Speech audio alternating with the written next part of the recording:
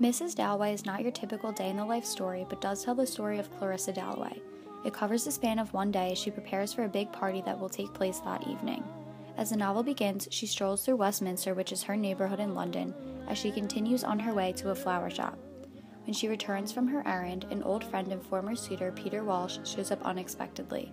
They're happy to see each other, but there's still some tension. He is clearly still in love with Clarissa, but she feels that he judges her for the decisions she's made, among marrying the conservative yet loyal Richard Dalloway instead of him. Feeling desperate, Peter asks Clarissa if she really loves Richard. Before he can get an answer, Elizabeth, her daughter, interrupts and Peter heads out to the park. We then move to the perspective of Septimus Warren Smith, a shell-shocked World War I veteran who saw Evans, his best friend and officer, killed in war. Septimus's wife Lucrezia is trying to distract him as they wait for an appointment with Sir William Bradshaw, who is his new psychiatrist. We are taken back to Septimus's life before the war, as he was an aspiring poet who loved Shakespeare and literature. He is driven deeper into madness, including some crazy hallucinations. His wife is also miserable and tired of taking her husband to various soulless doctors.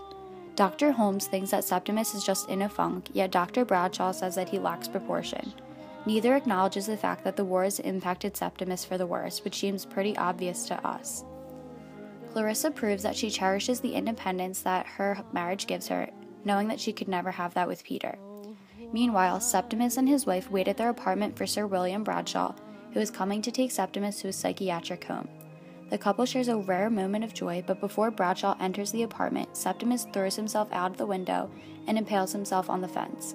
He claims that he would rather die and commit suicide than have the doctor steal his soul.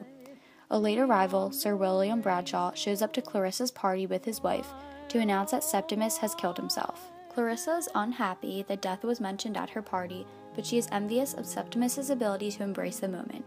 Finally, she returns to the party and her appearance fills Peter's heart with joy. Together they share a moment and dance as Mrs. Dalloway comes to an end.